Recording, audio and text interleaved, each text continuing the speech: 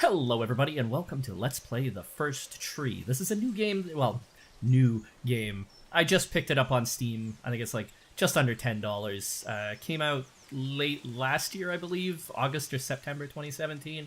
I don't know too much about it. I tried playing through, well, I tried recording this once before using XSplit and it didn't turn out too well, so here I am using OBS instead. I don't know what's going on with XSplit. All sorts of problems with recording files being corrupted, and then audio distortion and whatnot in the actual videos. I don't know what's going on with it, but instead I'm going to use OBS. Hopefully it gives me a bit better of an experience. So I think I've got everything already configured, ready to go. Yes. So I'm just going to jump in here. I don't know too terribly much about this game, other than the fact that it's not a very... that's fine. It's not a very action-based game. There's some platforming elements. It's mostly exploration and story. So it is a very story-driven game. It is a very exploration-driven game. And one of the things... Well, actually, what I have so far noticed that I love about this game is the music. The music is phenomenal. Just listen to that.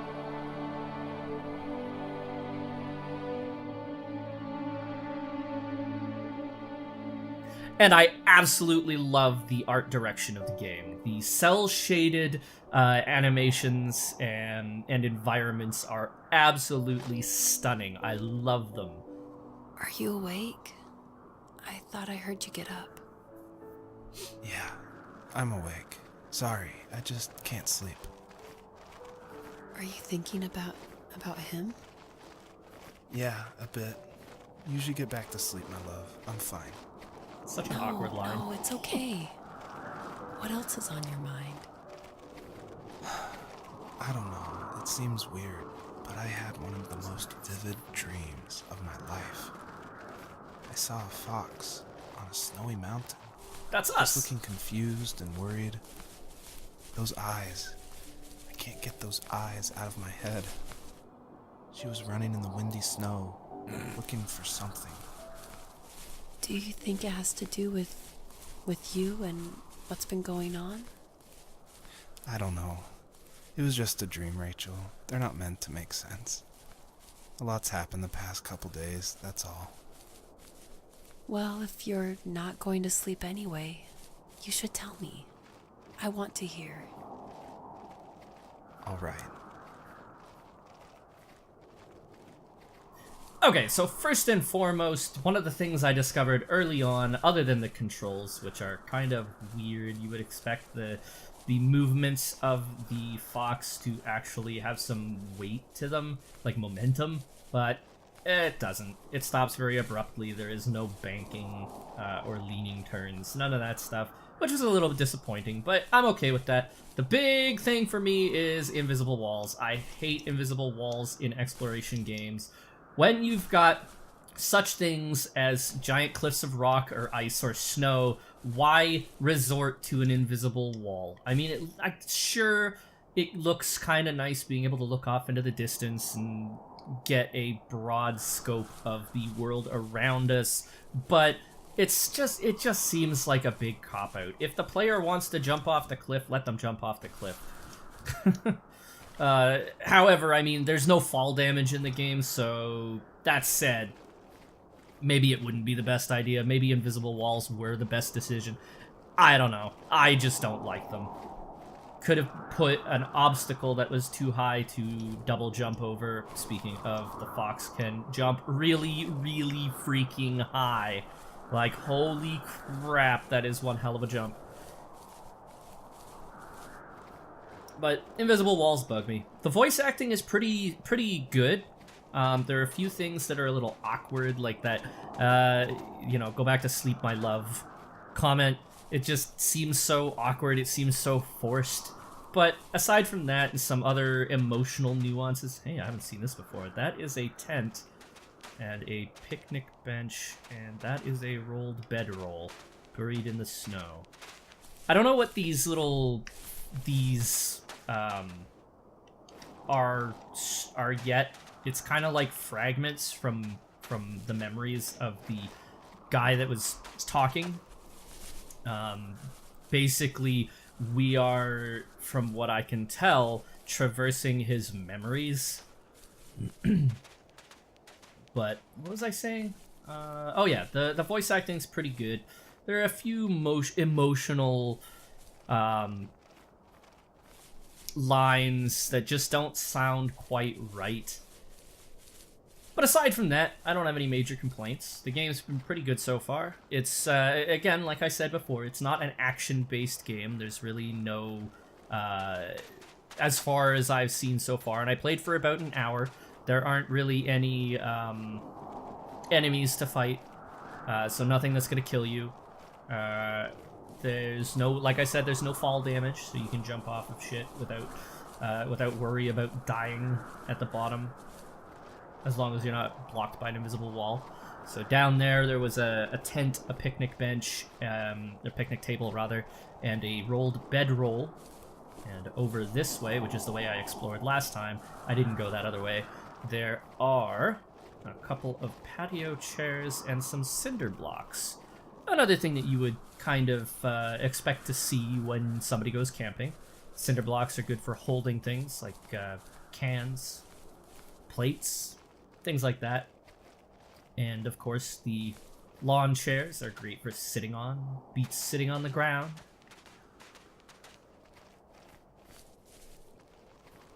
So, who knows? Maybe there's something to do with camping going on. Not entirely sure. There's a lot, like I said, I played for about an hour last time. The recording length was 59 minutes. But, that said, we got some insight into the main character, his past, and what he had done in his childhood days that we're gonna get to again in this recording. But not a lot was explained as to what is going on.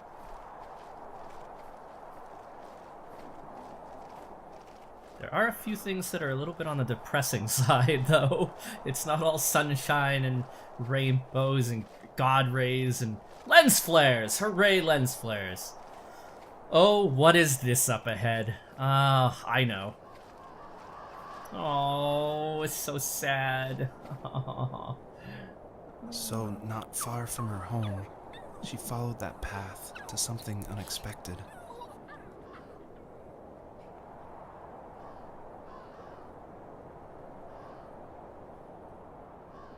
So sad. It's so sad. She couldn't stay, though. She had to find her other 2 children. So she took that path. She followed it towards something ancient. Something with ancient. answers. Something ancient. I still don't know what that's referring to. The first tree. That's such a beautiful intro. Such a great way to intro to the game. Give you a little bit of experience. Fox looked high and low, searching for any sign of her cubs. Points of light showed the way to this ancient tree. It was as if each one had a story to tell, all their own. The land was trying to tell my story, too. I felt like I was right behind her the whole time. The ironic thing about that comment is look at where the camera is situated. He is right behind her because he is actually experiencing her story from right behind her, being taken along for the ride, which I think is a really interesting way of telling a story. I think there were a couple points of light over here. Were they higher up on the hill? Maybe they were higher up. So what we will notice very quickly is that there are giant, big spires of light coming out from the ground in certain places, or very obvious twinkles. Those are collectibles. Well, I say collectibles, but they're either those things that I was picking up that were adding up. I still have no idea what those are actually for. Perhaps there's an achievement linked to them. I'm not sure. And then there's these things that have these spiraling spires of of light coming out of them, which are diggable spaces where you get more backstory on the guy that's narrating his past, or rather this dream that he's having. And oh, this music! Each zone has its own audio track that goes with it, and oh my god, I want to buy this soundtrack. It sounds so nice. It really does. As a kid, did you ever do show and tell in your class? Yeah, I think I only did it once, when I was in the 4th grade. You know how my life was around then. I wanted to show my class what helped pass the time and distracted me, so I brought a dozen paper cranes I had made. I think I told everyone how badly I wanted to be a bird and fly, embarrassingly We all enough. like that. Don't be embarrassed. Every kid wants to fly. For me, it was another toy from my dad, a wooden boat. I remember guarding it so carefully in my hands as I walked into class. When I sat down, a group of boys immediately made fun of it. They asked which trash can I found it in, or why an ugly log was my favorite toy. When I got Kids up, are I didn't even douches. want to tell them my dad had carved it. I said it was a joke gift my friend had given me. Kids can be so cruel. Some of them are. I shouldn't have let them get to me, but it did. It's amazing we bounced back at all. Yeah, but that's just how kids are, you know? Kids actually put stock, a lot of stock, into what other people think about them. That's the reason why bullying is so effective against children. Like, when talking about children, that is one of the reasons why bullying is so effective and such a problem. That's because children put a lot of weight behind what others think or say about them that us as adults don't tend to do as much. I mean, yes, it is still, a lot of people have issues with taking criticism or shrugging off insults, but more often than, holy crap, that's a tank. What the balls? Okay, I didn't see that last time. I didn't come over this way, so I missed this part. But yeah, I don't know what I was going on about. That tank really kind of derailed my train of thought. Usually Kids' those toy? kids would Yep. leave me alone. Kid's toy. But somehow they could tell I was different. They made fun of how far away I lived. Oh, that's so Called cool. my dad a sourdough. I was a blabbermouth as a kid, A tank telling my carved from dad wood. stories I made up for hours. But after that show and tell, I didn't tell him much anymore. Aw. He didn't know exactly what was wrong, but his best guess was that the toys he carved weren't cool enough. He carved me a tank and tried to tell me what it was like to be in a real tank as a serviceman. I didn't know your dad was in the military. Yeah, in the army. The sad thing is that I'd pretty much forgotten until just now. There's so much I still don't know about him. I'm sorry. He knows how much you love him. You're going to see him again soon and have some closure, I'm sure. This is really cool. This tank model is so cool. It's all covered in ice and dilapidated. That is so cool. I didn't see that the last time through here, so I'm really glad that I got an opportunity to come back and explore this other side of the mountain that I didn't go up.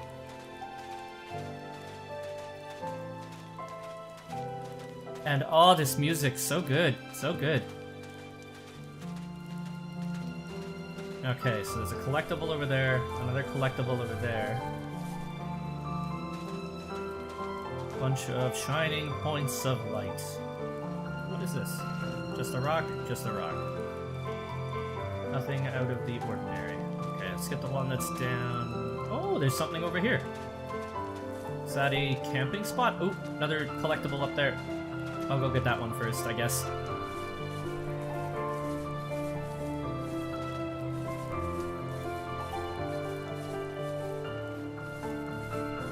Oh, playground. That's a slide. Playground bench. What is this for? Just like a shelter from the rain? I've seen these before in like in some anime or some movies. I'm not really sure what it's for, because it's kind of like an umbrella, kind of like a little wooden umbrella, but I don't know. It seems a little small. You'd be able to fit maybe 1 or 2 people under it, and even then it's not going to keep you completely dry, because if the rain's coming in on an angle, if there's any noticeable wind, it's not going to keep you dry at all. Maybe somebody can leave down in the comments section what that thing is actually for, because I haven't a clue. Anything up over here? Oh, yes, yes there is. Is that a school bus? It's a school bus. I didn't see this either. I missed a bunch of stuff, apparently. Does it tell the school district? No, doesn't have the school district on it. Oh well, that's okay.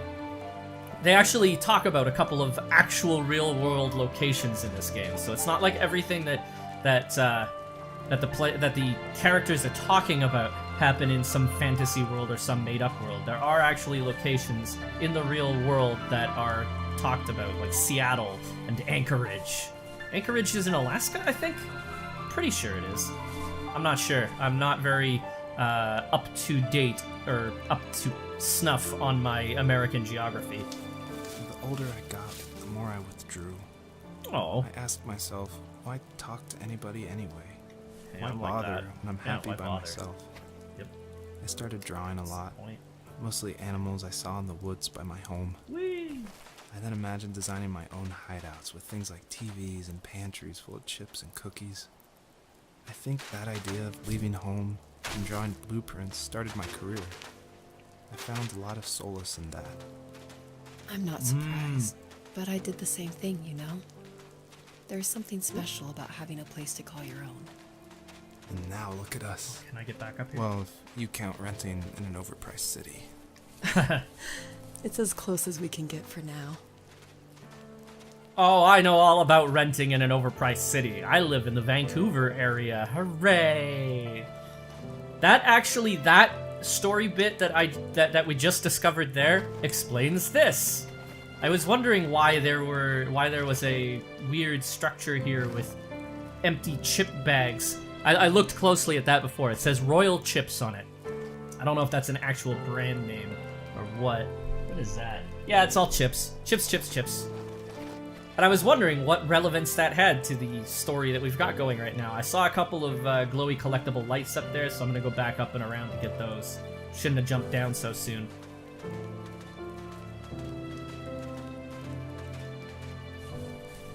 Oh, this soundtrack is so good. I'm never gonna get over this soundtrack. It's so nice to listen to. It really suits the game, I have to say. For something that is a journey through the past, the soundtrack going along with this game definitely hits on every... And I don't even know how to describe it. I like it. I really like it. It is a really nice soundtrack. It is very relevant to what we are doing in the game. I suppose that would be the best way that I can think of to say it anyway. Okay, so I'll get those. Then we'll go over there. There's a couple over there. There's something farther down there and another one over there. I believe that's a dig spot, and that's a dig spot over there as well. I gotta be careful how far up this way I go, though, because there's a zone transition up this way that I ran into last time. There we go. Okay.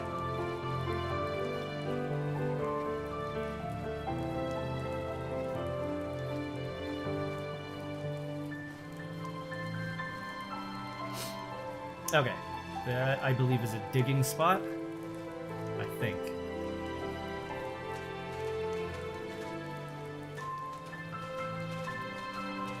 Got something stuck in my teeth and I don't like it. One of the worst things that can ever happen with these things is the pull tab breaks off. It becomes a pain in the ass to open. Okay, where was I? Oh, it's more of the collectible things. They're just so bright. They seem brighter than they used to be, but I don't think they are. That's probably just the angle that I was coming in. I got these last time, and the interesting thing about it is I did not see that tank off in the distance. Okay, there's a digging spot there, and up at the top of that little hill are a couple more collectible stars. I'm just gonna call them stars because I have no idea what they actually are, what they're for. No idea. Can't even really see how many you've collected unless you collect some. So that seems to be the only time that that little counter pops up.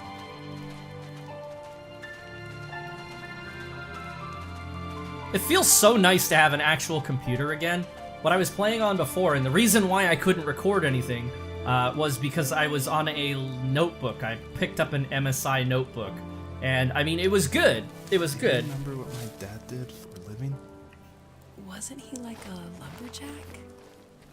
That's one way of putting it. If wood was a canvas, then a carving knife was his paintbrush. Even after working a 50-hour week, even after his hands were more splinters than skin, he would bring home the nicest piece of Alaskan weeping cedar and make me toys.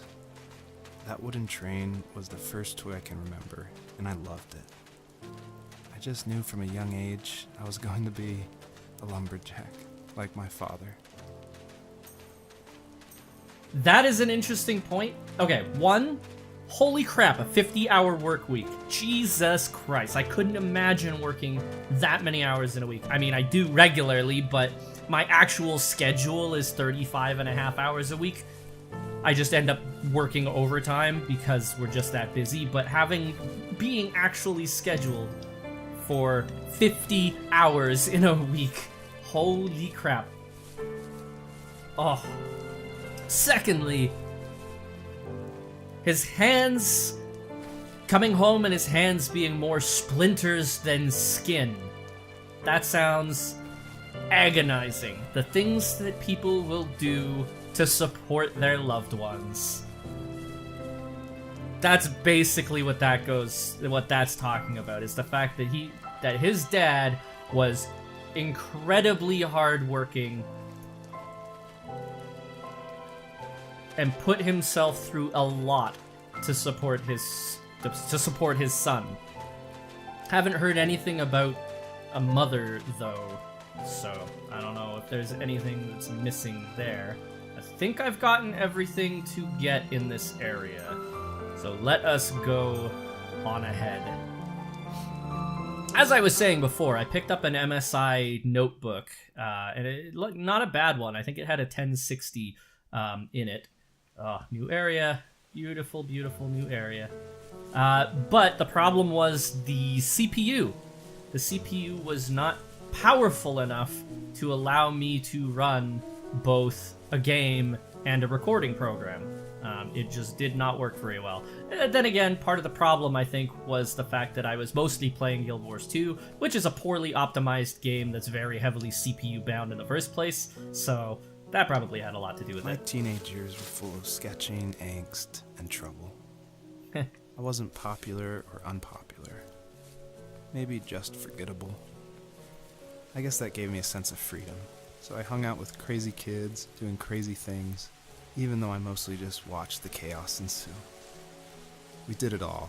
Put fireworks in mailboxes, hide roadkill in people's garages, break Ew. windows of the barbershop in Anchorage. My dad was furious, but he was so busy working he couldn't do much to stop me from going out. I think being an adult means there's no one to stop you making hard decisions. He had to make a living, and he couldn't be in two places at once. Yeah, I realize that now. But at the time, I was sure he was more interested in growing his business than what was going on with me.